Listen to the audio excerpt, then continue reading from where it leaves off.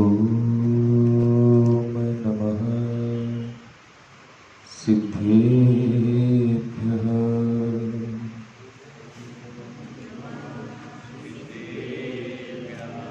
ॐ नमः सिद्धेभ्यः।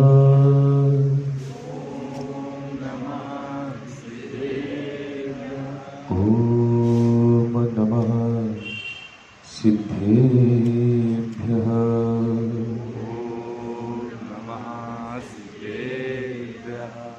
त्रयादमत्याग समाधिनिष्ठं नयप्रमाणं प्रकृताञ्जशार्थम्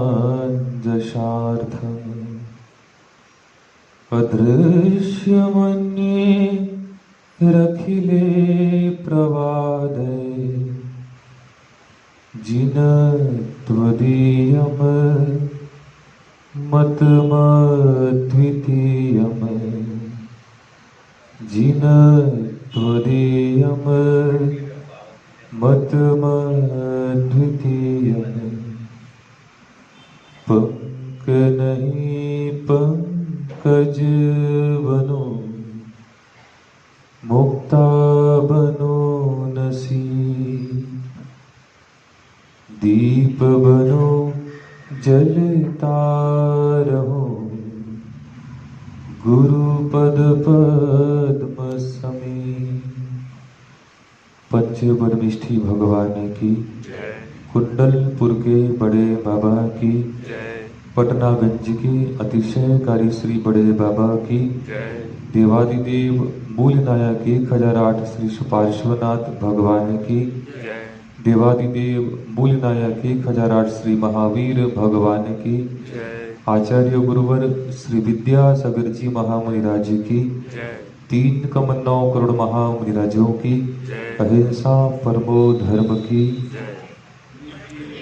पवित्र सागर जी महाराज की जय, पवित्र सागर जी महाराज की जय, समस्त मुनि संघ की जय।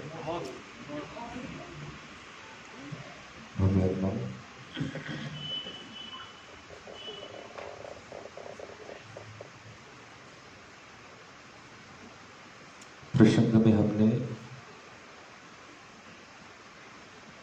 तत्वार्थ सूत्र का सूत्र विधि द्रव्य दात्री पात्र विशेषा तद विशेष। दान में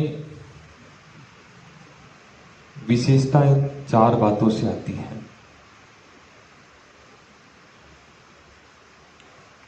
विधि, जिसकी चर्चा हमने एक दिन पूर्व की थी।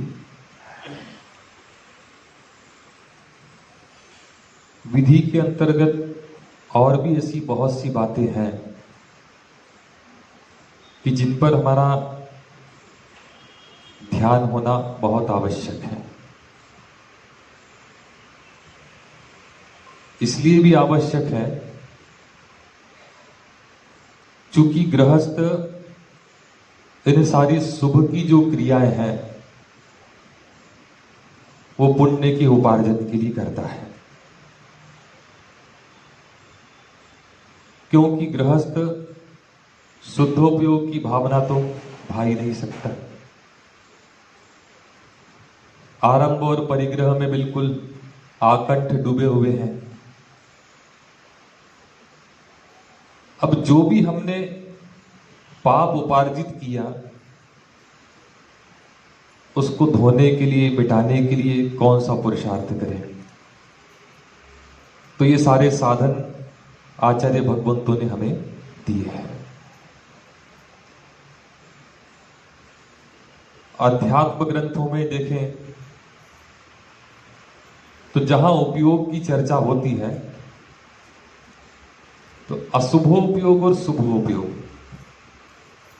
शुद्धोपयोग की भावना तो आप भा नहीं सकते।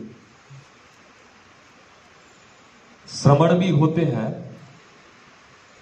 तो वो भी 6ठे और 7वें गुण स्थान में झूलते रहते हैं। अब गृहस्थ वो तो पंचम गुण स्थान से ऊपर जा ही नहीं सकता। अब साधु है, श्रवण है, तो वो छठे और सातवें गुण स्थान में, और उसमें भी एक और महत्वपूर्ण बात है, जैसे कि हम लोग ध्यान करने के लिए बैठते हैं, सामायिक के लिए बैठते हैं, अगर इस पंचम काल में भी अंतर मुहूर्त मात्र अगर हमारा उपयोग स्थिर रह जाए तो आज भी केवल ज्ञान की प्राप्ति हो सकती है। आचार्य भगवंत ने लिखा है, ध्यान मांतर मुहूर्तात्। अंतर मुहूर्त भी अगर उपयोग स्थिर रह जाए, अब अंतर मुहूर्त क्या, एक समय से लेकर के एक समय कम जो 48 मिनट होता है, उसमें भी उत्तम मध्यम जघन्य ऐसे भेद कर दिए अंतर मुहूर्त के। अब सोचो, इतने समय के लिए भी अगर उपयोग स्थिर हो जाए तो समझो बहुत बड़ी बात है। ये तो साधकों की बात है। अब रही बात गृहस्थों की, श्रावकों की, तो वो क्या करेगा? उनका तो उपयोग स्थिर रहता ही नहीं है। वो पुरानी जो घड़ियां होती थी ना, पेंडुलम वाली, बस ऐसा उपयोग रहता है, कभी इधर तो कभी इधर, कभी इधर, वो टिकता नहीं है कहीं मन। अब अपने उपयोग को स्थिर रखने के लिए आचार्य भगवंतों ने आपको ये 6 आवश्यक दिए। अब श्रवण भी है, साधक भी है, तो उनके लिए भी आचार्य भगवंतों ने 6 आवश्यक दिए हैं। वो इसीलिए दिए हैं कि हम शुद्धोपयोग की भावना कितनी देर तक, तो कम से कम हमारा उपयोग शुभोपयोग में लगा रहे। इसलिए आपको भी वो साधन दिए और आचार्य भगवंतों ने हमें भी वही साधन दिए। लेकिन एक महत्वपूर्ण बात यह है कि देखो, एक श्रवण है, साधक है, तो उनके उपयोग की स्थिरता, और एक गृहस्थ है। आचार्य महाराज ने एक बार दृष्टांत दिया था ऐसा कि जैसे एक गृहस्थ है और गृहस्थ व्रती श्रावक है। अब वह व्रती श्रावक जब सामायिक करने के लिए बैठ जाता है और सामायिक में उसने अपनी मर्यादाएं, सीमाएं बना ली कि जो कुछ भी उसके पास परिग्रह था उतने समय के लिए उसने उसका त्याग कर दिया, सामायिक में बैठा है। और एक मुनिराज आहारचर्या के लिए गए हैं। अब सोचो, एक गृहस्थ सामायिक कर रहा है और एक मुनिराज आहारचर्या के लिए गए हैं।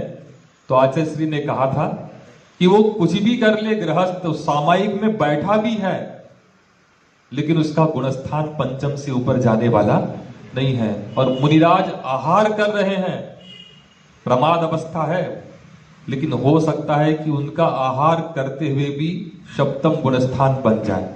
क्यों? क्योंकि वह ऐष्णा समिति का पालन कर रहे हैं, अपने मूल गुणों के पालन में लगे हैं। ऐसा थोड़ी है कि आपने हमें मन शुद्धि, वचन शुद्धि, काय शुद्धि, आहार जल शुद्ध कह दिया। और कई बार हम देखते हैं आहार में, महाराज जी हम लोग 4-4 लोग तो शोधन करके दे रहे हैं, आपको क्या आवश्यकता है? तो हम भी कह देते हैं कि वो ऐष्णा समिति जो है ना, शोधन की क्रिया वो हमारी अपनी है। आप तो भक्ति वशात पुण्य के उपार्जन के लिए उस क्रिया को करते हैं कि हमारे यहां पर जो साधु आए हैं तो उनके सानंद निर्विघ्न निरंतराय आहार संपन्न हो जाए। और उस समय तो आचार्य महाराज ने कहा है कि गृहस्थ जो होता है असंयमी होता है, भक्ति की भावना होती है, लेकिन उस समय कुछ भी उसके ऊपर विश्वास नहीं करना चाहिए। क्यों? क्योंकि अगर वो कोई जीव निकला ना तो उसको बोलेगा जीरा है, अगर बाल निकला तो बोलेगा महाराज जी रेसा है, क्योंकि उसकी भावना उत्कृष्ट है ना उस समय। ये भावना है कि हमारे यहां जो मुनिराज आए हैं उनके निरंतर आहार संपन्न हो जाए, ये भावना है।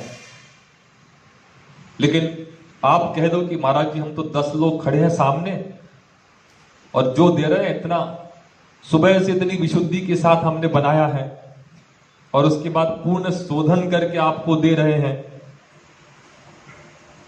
तो आपको तो विश्वास करके देना चाहिए। और इतना विश्वास हमारे ऊपर नहीं है तो आप हमारे घर क्यों आए हो? नहीं, आचार्य श्री ने कहा कि नहीं, उस समय किसी पे विश्वास नहीं करना, हमें अपने एष्णा समिति की ओर ध्यान देना है। कुछ ऐसे प्रसंग आ जाते हम लोगों के साथ में, है ना। बीच में जैसे अभी कुछ दिन पूर्व ऐसे प्रसंग बने, होता है असावधानीवश, कोई करना नहीं चाहता लेकिन असावधानी के कारण ऐसे प्रसंग बन जाते हैं। और उस असावधानी में कभी कभी ये भी हो जाता है कि उसका परिणाम अच्छा भी निकल जाता है कि अगले समय से फिर आप सावधानी रखने चल जाते हो। लेकिन ऐसा भी हो जाता है कि कुछ लोगों के मन में थोड़े से संक्लेश परिणाम भी हो जाते हैं, बात दोनों हो जाती है।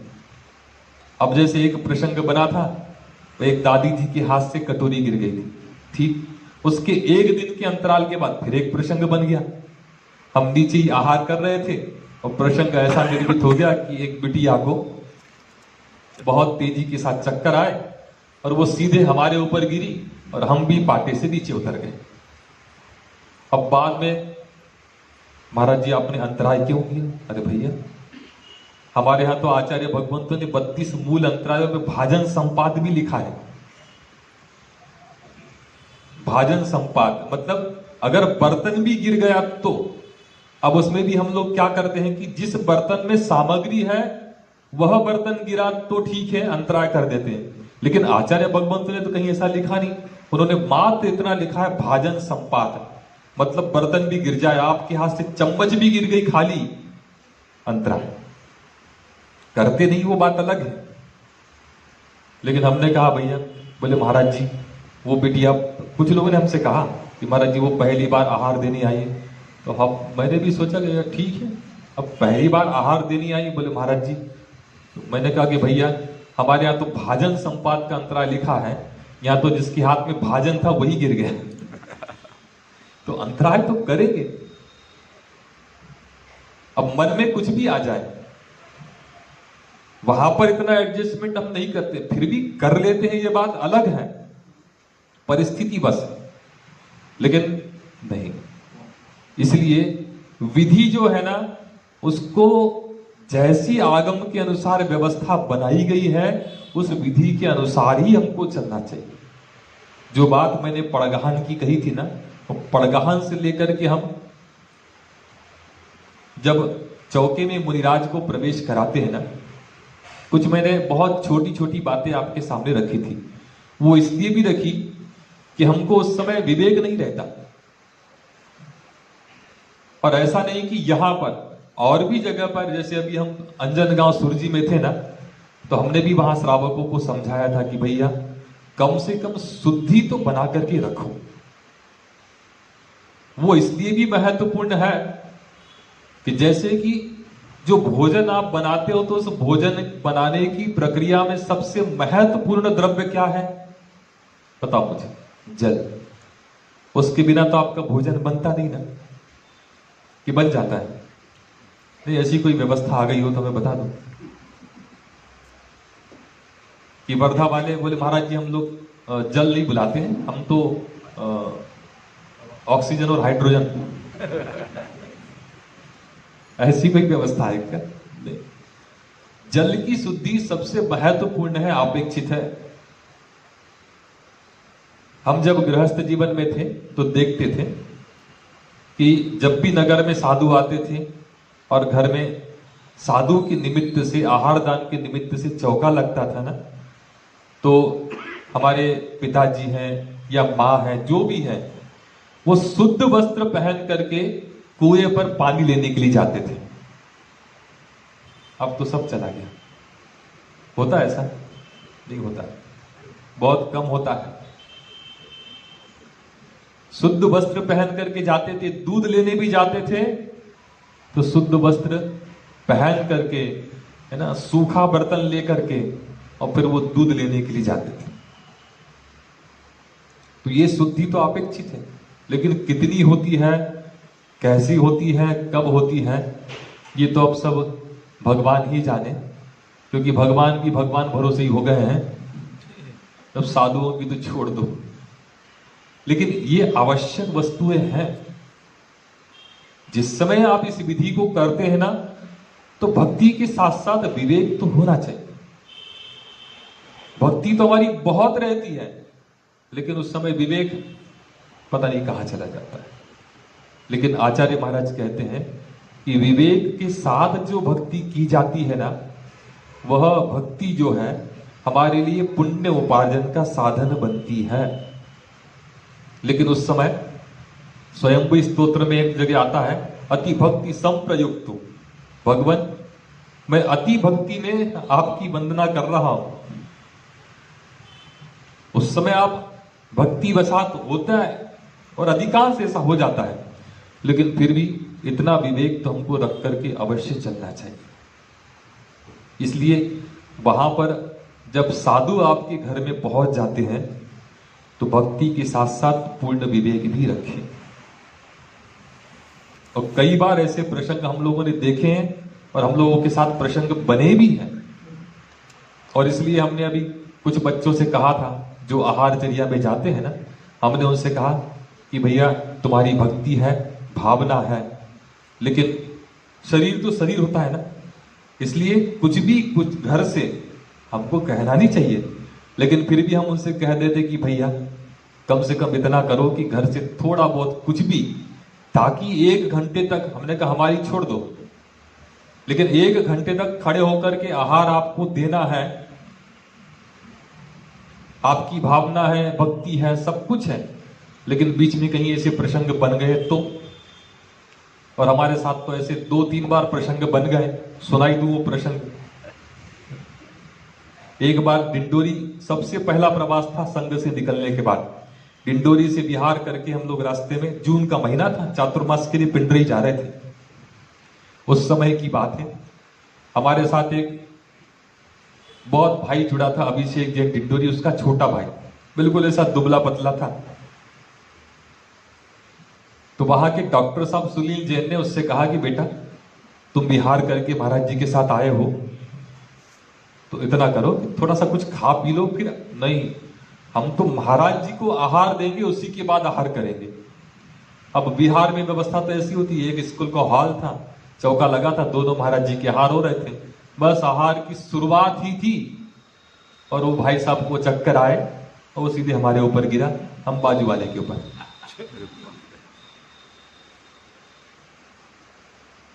तो विधि है, भक्ति है, भावना है, बहुत अच्छी बात है, लेकिन भैया शरीर तो आखिर ये पंचम काल का ही है ना। 10 प्रकार के प्राण बताए आचार्य भगवंतों ने, कौन कौन से बताओ जल्दी। हमने सुना है कि यहाँ स्वाध्याय होता है मंदिर में, रामनगर के मंदिर में, भागवतकर जी की धर्म पत्नी करती रहती है, वो कराती रहती है, तत्वार सूत्र का चल रहा है। 10 प्रकार के प्राण बताए हैं, 24 ठाणा में मिलता है। 5 इंद्रियां हैं, 3 बल है, आयु है और श्वासोच्छ्वास है। ये 5 प्राण है। 10 प्राण हो गए टोटल। अब 10 प्राण तो है, लेकिन ये 10 प्राण जो है किस पर टिके हैं? 11वें नंबर का प्राण है अन्नमेव प्राणा। सही बता रहा हूं, लिखा नहीं है ग्रंथों में, लेकिन ऐसा मिलता है, अन्नमेव प्राणा। अन्न भी प्राण है, क्योंकि उसी पर एक दिन भोजन न मिले, या जो रवि व्रत करती है ना महिलाएं, तो उस दिन नमक का त्याग हो जाता है, तो फिर देखो कितने अपन रास्ते ढूंढते हैं कि कहीं खटाई के साथ कुछ कर ले। रास्ते ढूंढते कि नहीं ढूंढते? तो वो भी प्राण है, और उसी के ऊपर हमारे ये 10 प्राण टिके हुए हैं। तो वर्धा वालों का 11वां 12वां प्राण धन्नमेव प्राणा, वो ना मिले तो और मुश्किल हो जाए। तो चूंकि हमारा साधु का भी शरीर है, और शरीर जो है वो रत्नत्रय की साधना में सहायक है। अब वो चतुर्थ काल की अपन छोड़ दे चर्चाएं। मासोपवासी मुनिराज होते थे, एक एक महीने में, दो दो महीने में आहारचर्या के लिए जाते थे। लेकिन पंचम काल है और उसमें भी हुंडा और सर्पणी पंचम काल, और हुंडा और सर्पणी पंचम काल में कितनी उठापटक होती है वो हम लोग ग्रंथों में स्वाध्याय में पढ़ते भी हैं। और ऐसा ग्रंथों में उल्लेख मिलता है कि 149 उस सर्पणी और अवसर्पणी बीतने के बाद एक हुंडा अवसर्पणी आता है। अब जोड़ो कितना हो जाएगा। 149 अवसर्पणी और उत्सर्पणी दोनों ये परिवर्तन जब होता है ना, उसके बाद जाकर के फिर एक ये हुंडा अवसर्पणी पंचम काल आता है। और इसी हुंडा अवसर्पणी पंचम काल में बहुत कुछ परिवर्तन देखने के लिए हमको मिलता है। और ऐसे हुंडा अवसर्पणी पंचम काल में हम सबका जन्म हुआ, लेकिन फिर भी अच्छी बात तो यह है कि आज भी धर्म ध्यान के साधन के रूप में हमारे सामने देव शास्त्र गुरु है। अब सच्चे देव साक्षात नहीं है, लेकिन स्थापना निक्षेप से तो हम उनकी आराधना कर रहे हैं। जिन बिंब है, जिनालय है, और नव देवता में हम सब इनकी गिनती लेते ही हैं। अरहंत सिद्ध आचार्य उपाध्याय सर्व साधु, जिन धर्म जिनागम, जिन चैत्य और चैत्यालय, ये सब हमारे लिए पुण्य उपार्जन के साधन हैं। सर्वज्ञ प्रभु और उनकी दिव्य ध्वनि नहीं है, लेकिन उनकी दिव्य ध्वनि लिपिबद्ध होकर के ग्रंथों के रूप में है। आज प्रभु नहीं है, लेकिन उनके मार्ग पर चलने वाले निर्ग्रंथ दिगंबर साधु अभी वर्तमान में है। एक समय वो भी था, हम लोग ग्रंथों में ऐसे पढ़ते हैं, आचार्य शांति सागर महाराज जी जब वो दक्षिण से उत्तर भारत की तरफ आए थे, तो उनके दर्शनों के लिए लोग बैलगाड़ियों में बैठ करके जाते थे, और 10-10 दिन, 12-12 दिन में उनके दर्शन करके लोग लौटते थे। और अब तो घर में भी महाराज जी पहुंच जाए तो होता है। नगर की तो छोड़ दो, घर में भी पहुंच जाए तो बहुत बड़ी बात है। लेकिन पुण्य के उदय से यह सब साधन हमको आज मिले। ये बात अलग है कि इनका महत्व हम समझ नहीं पाते। महत्व तो तब समझ में आता है कि जब जीवन में बहुत प्रतिकूलताएं आ जाती है, संघर्ष आ जाते हैं, तब जाकर के नहीं, हमने कोई चूक कर दी है, अब क्या मतलब। वो हिंदी में बोलते ना कि अब पछताए का होत जब चिड़िया चुग गई खेत। तो इसलिए मैं एक बात आपसे कहूंगा कि देखो, साधु की जो चर्या है ना, वो पूर्णतः पराधीन चर्या है।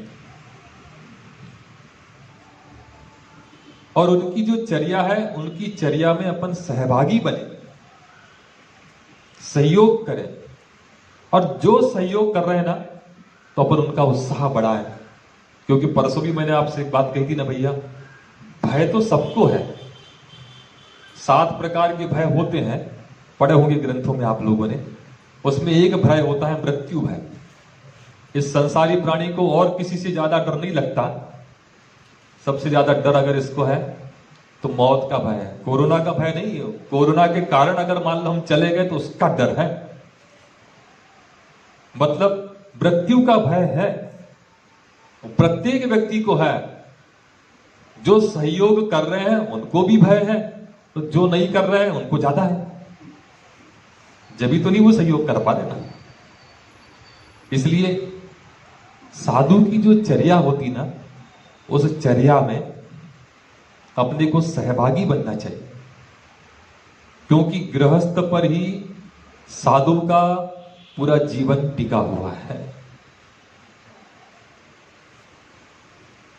उनके सहयोग के बिना हम कुछ भी नहीं कर सकते। इसलिए हमारे यहां आचार्य भगवंतु ने जो व्यवस्था दी ना, कृत कारित और अनुमोदना, वो इसलिए दी है कि हम खुद कर ले, नहीं हो सकता है किसी से करवा ले, और इतना भी नहीं होता है तो जो कर रहे हैं हम उनकी अनुमोदना करें कि ठीक है, आप कर रहे हो, हमारा समर्थन है, हमारी अनुमोदना है। और अनुमोदना से भी आप अपने घर में बैठे बैठे पुण्य का उपार्जन कर सकते हैं। हमारे यहां बुंदेलखंड में तो कई ऐसी व्रती महिलाएं श्रावक हैं, वहां तो बहुत मिलते हैं। हर गांव में, छोटे से नगर में आपको व्रती श्रावक मिलेंगे। 2 प्रतिमाधारी, 5 प्रतिमाधारी, 7 प्रतिमाधारी श्रावक होते हैं। अब नगर में साधु नहीं है, उनका तो अतिथि समीभाग व्रत है, तो क्या करेंगे? तो वो यही करते हैं, उस समय अनुमोदना कर लेते हैं कि जहां भी अगर साधु है तो हमारी अनुमोदना है कि उनके निरंतराय आहार संपन्न हो जाए, और फिर वो अपना भोजन कर लेते हैं। क्योंकि हर समय तो नगर में साधु नहीं रह सकते। लेकिन पुण्य के उदय से अगर आपको मिले हैं तो अपने को उनकी चर्या में सहभागी बन जाना चाहिए। यह भी विधि है। दाता के जो 7 गुण बताए हैं, उन दाता के 7 गुणों में सबसे पहला गुण दिया है उन्होंने श्रद्धा गुण। अब ये श्रद्धा गुण क्या है, इसकी चर्चा हम आगे करेंगे आपसे। उस श्रद्धा गुण आपको यही बताता है कि कम से कम हम जो देव शास्त्र और गुरु है, क्योंकि गृहस्थ है, चतुर्थ गुण स्थान कौन सा होता है? अविरत सम्यक दृष्टि।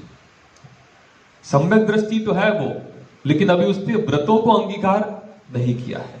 और उसके बाद पंचम संयमाशयम, मतलब संयम की तरफ वो उन्मुख है, लेकिन अभी असंयम तो है। क्यों? क्योंकि उसने त्रस हिंसा का त्याग किया है अभी, लेकिन अभी स्थावर हिंसा का वो त्यागी नहीं है। स्थूल रूप में, सूक्ष्म रूप में अभी पालन नहीं कर रहा। दौलत राम जी ने 6 डाला में लिखा भी है, त्रस हिंसा को त्याग वृथा थावर न संहारे। वो त्रस हिंसा का त्यागी हो जाता है। और त्रस की 2 इंद्री से, सर्वार सिद्धि में पूज्यपाद स्वामी ने लिखा है, त्रसंती इति त्रषा, मतलब जो चलना फिरना प्रारंभ कर देते हैं वो त्रस की श्रेणी में आ गए। जैसे कि 2 इंद्रिय जीव, स्थावर 1 इंद्रिय जीव। और स्थावर किसे कहते हैं? पूज्यपाद स्वामी ने वो भी बताया है सर्वार सिद्धि में, स्थान शीला स्थावरा, मतलब एक स्थान पर रह करके वो अपना जीवन पूरा निकाल देते हैं। एक ही स्थान पर पेड़ को चलते देखा, स्थित है वो एक जगह, वहीं पर वो बढ़ता है। बस 2 इंद्रिय से स्थावर की और 2 इंद्रिय से त्रस की संज्ञा प्रारंभ हो गई। अब यहां पर एक छोटी सी चर्चा बीच में अपन कर लें कि जैसे कि श्रावक होते हैं और आप लोग, हम जानते हैं कि बहुत विवेक के साथ हर क्रियाओं को करते भी होंगे। ऐसा नहीं मैं कह रहा कि आप करते नहीं हैं, करते होंगे। पानी भी छानते हैं तो पूरे विवेक के साथ अपन लोग करते हैं, और भी क्रियाएं आप लोग करते हैं, बहुत विवेक के साथ आप लोग करते हैं। लेकिन उसके साथ में एक बात और ध्यान रखना चाहिए, हम तो अधिकांश उपदेश देते हैं, और अब तो हमारे संघ में कई मुनिराज हैं, अधिकांश मुनिराज है ना, आहार चर्या के लिए जाते हैं तो सबसे पहले संकल्प कराते हैं कि आप फास्ट फूड, जंक फूड, मतलब बाजार की जो बनी वस्तुएं हैं, आचार्य महाराज ने खजुराहो में स्वाध्याय में कहा था मुनिराजों से, उन्होंने कहा था कि देखो ये रात्रि भोजन का त्याग, जिन मंदिर का नियम, ये तो सब आगे की बात हो गई है, लेकिन सबसे पहले जो वर्तमान की पीढ़ी है ना, इनको इससे बचाओ, क्योंकि वो जो खा रहे हैं वो एक तरह से इनडायरेक्ट में मांस का ही सेवन हो रहा है। बताओ मुझे कौन सी मर्यादा रहती है? इसलिए आचार्य महाराज ने सबको उपदेश देना प्रारंभ कर दिया कि भैया सबसे पहले शुरुआत यहां से करो। और हम लोग तो वैसे कुछ पूछते ही नहीं कि भैया फास्ट फूड कहाँ और ये जंक फूड कहाँ, कुछ भी नहीं पूछते हैं। लेकिन इतना विवेक तो गृहस्थ के पास और श्रावक के पास होना चाहिए। लेकिन इतना विवेक आप लोग रखते हैं क्या? नहीं रखते। विधि में और भी बहुत छोटी छोटी बातें हैं जिस तरफ हमारा ध्यान जाना चाहिए। और वो ध्यान आपका उस तरफ जाए, इसीलिए हमने ये छोटा सा प्रसंग आपके बीच में लिया कि आगे से इन सारे प्रसंगों में सुधार अवश्य होना चाहिए। अब हो न हो ये सब बात की बात है, वो तो आगे जो मुनिराज आएंगे उनको पता लगेगा कि आपने कितना सुधार किया है। इसलिए जिस समय साधु आहार दान के निमित्त से, चर्या के निमित्त से आपके घर में पहुंच गए, तो उस समय बिल्कुल सजग और सतर्क हो जाना चाहिए। क्यों? क्योंकि आपकी भी थोड़ी सी चूक या सावधानी वो बाधक बन सकती है। इसलिए पूरी सजगता के साथ, सतर्कता के साथ हम सारी इन क्रियाओं को अवश्य करें। जैसे मैंने वहां आपको आहार दान की क्रिया में कि भैया कुछ व्यवस्थाएं ऐसी होती हैं कि जिन व्यवस्थाओं को ध्यान अवश्य देना चाहिए। और जब शुद्धि की हम बात करते हैं तो द्रव्य शुद्धि, क्षेत्र शुद्धि, काल शुद्धि और भाव शुद्धि, ये 4 प्रकार की शुद्धि अपेक्षित है। वहां पर सूत्र में विधि द्रव्य, जहां पर ये 4 प्रकार की शुद्धि पाई जाती है, उसके भी 4 भेद अलग की है। द्रव्य की शुद्धि में कौन से 4 अलग हैं, क्षेत्र की शुद्धि में काल की शुद्धि कौन सी है, भाव की शुद्धि क्या है, उसके भी 4 व्यवस्थाएं आचार्य भगवंतों ने बनाई। अब बताओ, जहां पर ये 4 प्रकार की शुद्धि होती ना, उसी को आचार्य भगवंतों ने चौका कहा है। द्रव्य की शुद्धि भी होना चाहिए, क्षेत्र की भी शुद्धि होना चाहिए, काल की भी शुद्धि होना चाहिए और भावों की शुद्धि भी होना चाहिए। बाकी 3 तो हम देख सकते हैं, लेकिन भाव शुद्धि हम नहीं जान सकते कि आपके भीतर के भाव कैसे हैं। स्वाभाविक है कि भैया वो अपन लोग कहते हैं ना कि मन में हो सो वचन उचरिए, वचन होए सो तन से करिए। जो आपके मन में होता है ना, वो वचनों में आ जाता है, और जो वचनों में होता है ना, वो आपका काय में परिलक्षित होता है। इसलिए अपन लोग क्या बोलते हैं, मन शुद्धि, वचन शुद्धि और काय शुद्धि। लेकिन तत्वार सूत्र में सूत्र जो दिया है वो अलग है, काय वांग मनः कर्म योगः। कि सबसे पहले काय है, फिर वचन है और फिर मन है। क्योंकि मन को तो हम जान नहीं सकते, इसलिए उसको तीसरे नंबर पर आचार्य भगवंतों ने रख दिया। अब जो कुछ आपके भीतर की भावनाएं हैं वो वचनों के माध्यम से परिलक्षित होती है, दिखाई देती है। अब जो वचन में आया है, इसका मतलब कहीं ना कहीं मन में हलचल हुई है, तो वचनों में आया ना।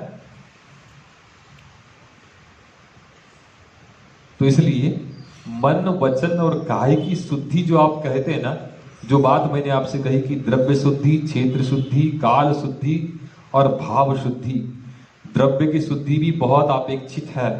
और उसी के लिए आचार्य भगवंतों ने हमारे यहाँ व्यवस्थाएं बनाई हैं कि ऋतु के अनुसार हर वस्तु की मर्यादाएं उन्होंने बना दी।